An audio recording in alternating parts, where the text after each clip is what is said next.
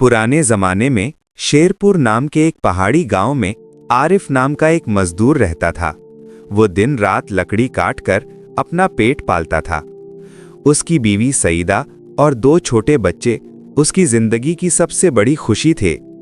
घर कच्चा था, बर्तन पुराने थे, मगर दिल हमेशा शुक्र से भरा रहता था।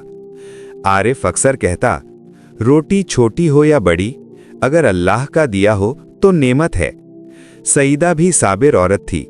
जो भी थोड़ा बहुत खाना बनता वो मुस्कुराकर बच्चों में बांट देती। एक दिन आरिफ सुबह सवेरे जंगल में लकड़ियां काटने गया। आसमान पर बादल गहरे थे। उसने सोचा बारिश होने से पहले कुछ लकड़ियां काट लूं। अभी आधी बोरी लकड़ी काट ही पाया था कि तेज बारिश ने जंगल को धो डाला। वो एक चट्टान के नीचे जाकर बैठ गया। बारिश खत्म हुई तो उसने देखा कि सारी लकड़ियां भीग चुकी हैं। दिल में फिक्र जागी, अब ये लकड़ियां कौन खरीदेगा। मगर अगले ही लम्हे उसने आसमान की तरफ देखा और बोला, शायद अल्लाह ने इसमें भी कोई भलाई रखी हो। वो लकड़ियां उठाकर बाजार की तरफ चल पड़ा। रास्ता कीचड़ से भरा था, जूते भीग गए और दिल में सवालात थे। घर वाले भूखे होंगे, मगर आज कुछ कमाई शायद ना हो। बाजार पहुंचा तो लोगों ने लकड़ियां देखकर मुंह बना लिए। एक बोला, ये तो गीली हैं, जलेंगी कैसे। दूसरा हंसकर कहने लगा, ऐसी लकड़ी तो कोई मुफ्त में भी ना ले। दोपहर ढलने लगी, सूरज डूबने लगा, मगर लकड़ियों का एक टुकड़ा भी ना बिका। आरिफ का दिल उदास हुआ, मगर जबान पर फिर वही दुआ आई, ऐ अल्लाह, तो बेहतर जानता है, जो कुछ भी हो तेरी रिजा में राजी हूं। उसी वक्त एक बुजुर्ग शख्स वहां से गुजरा। सफेद कपड़ों में मलबूस, आंखों में नरमी थी। उसने पूछा, बेटा, लकड़ियां गीली क्यों हैं? आरिफ ने सब सच सच बता दिया। बुजुर्ग मुस्कुराए, मैं एक तबीब हूं, मुझे इन लकड़ियों की यही हालत चाहिए। कुछ जड़ी बूटियां इनमें उबालकर खास दवा बनती है। उन्होंने पूरी लकड़ियों की गठड़ी खरीद ली और आरिफ को दुगने कीमत दे दी। आरिफ की आंखों में आंसू आ गए। वो बोला, या अल्लाह, तू वाकई अपने बंदों को कभी जाया नहीं करता। जब वो घर पहुंचा, बच्चे दौड़कर उससे लिपट गए। सईदा ने पैसे देखे तो हैरान रह गई। छोटा बेटा बोला, अब्बा, आज लकड़ियां सोना बन गईं क्या? आरिफ हंस पड़ा, नहीं बेटा, अल्लाह ने बरकत डाल दी है। अगले दिन जब वो दोबारा जंगल जा रहा था तो एक लम्हे को सोचा, अगर मैं लकड़ियों को खुद भिगो दूं तो शायद फिर दुगनी कीमत मिले। फिर फौरन दिल से आवाज आई, ये नियत बदल गई तो बरकत चली जाएगी। ईमान वही है जो आजमाइश में भी सच्चा रहे। उसने कुल्हाड़ी उठाई और अल्लाह का नाम लेकर लकड़ियां काटने लगा। सूरज की किरणें पत्तों के दरमियान से चमक रही थीं, जैसे कुदरत कह रही हो कि जिसने मुझ पर भरोसा किया वो कभी खाली हाथ नहीं लौटा। जब आरिफ ने बूढ़े हकीम को जंगल के महफूज रास्ते से शहर पहुंचा दिया तो हकीम के चेहरे पर सुकून की लहर दौड़ गई।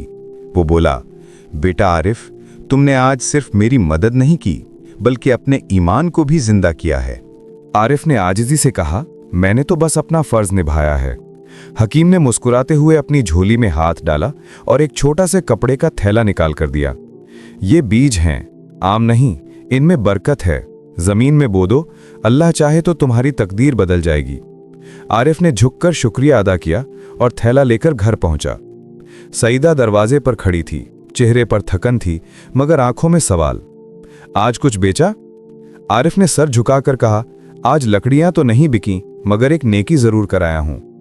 सईदा के लबों पर हल्की मुस्कुराहट आई। अल्लाह ने हमें कभी खाली नहीं लौटाया, देखना वो फिर से रिस्क पहुंचा देगा। इस रात चूल्हे में सिर्फ थोड़ा सा आटा और नमक बचा था। बच्चे खामोशी से सो गए। आरिफ ने थैला खोला, बीजों को देखा, आम से दाने लग रहे थे। दिल में ख्याल आया, क्या वाकई इनमें बरकत है? फिर उसने हाथ उठाकर दुआ की, या अल्लाह, नियत साफ हो, दिल शुक्रगुजार हो तो खुश्क जमीन से भी फूल निकल आते हैं। अगली सुबह उसने घर के पीछे वाली खाली जमीन पर बीज बो दिए, पानी छिड़का और दिल में यकीन बिठाया कि मेहनत और दुआ कभी रायगा नहीं जाती। फिर हस्बे मामूल कुल्हाड़ी उठाई और जंगल की तरफ रवाना हुआ। जब वो शाम को लौटा तो हैरान रह गया, जहां बीज बोए थे वहां नन्हे सब्ज पौधे निकल आए थे। सईदा ने खुशी से कहा, ये तो कमाल हो गया, एक दिन में उग गए। अगले दिन वो पौधे और भी ऊंचे हो गए, तीसरी सुबह उन पर सुनहरी रंग के फूल खिल गए। चौथे दिन फूलों की जगह छोटे छोटे सुनहरी फल लगे। आरिफ ने एक फल तोड़ा, अंदर से रोशनी सी फूटी जैसे मोती छुपे हों। वो हैरानो परेशान था। अगले दिन वो वही फल शहर के बाजार ले गया। एक मशहूर जौहरी सलीम ने जैसे ही फल देखा वो चौंक गया। ये तो कुदरत के बनाए हुए हीरे हैं। फिर उसने फल खोलकर दिखाया, अंदर से वाकई कीमती जवाहरात चमक रहे थे। जौहरी ने आरिफ के सारे फल खरीद लिए और इतनी रकम दी कि वो खुद यकीन ना कर सका। शहर से वापस आते हुए उसका दिल अल्लाह के शुक्र से भर गया। मैंने सब्र किया, ईमान रखा और अल्लाह ने खजाना अता कर दिया। जब वो घर पहुंचा, बच्चों ने खुशी से शोर मचा दिया। सईदा के चेहरे पर आंसू थे, मगर लबों पर शुक्र। आरिफ ने कहा, ये सब अल्लाह का करम है। दौलत आजमाइश भी हो सकती है, इसलिए गुरूर नहीं करना। अगले दिन पूरे नूराबाद में खबर फैल गई, आरिफ लकड़हारा रातों रात अमीर हो गया। लोग आकर सवाल पूछने लगे। कोई बोला, ये जरूर खजाना निकला है। दूसरा बोला, ऐसा नसीब सबको कहां मिलता है।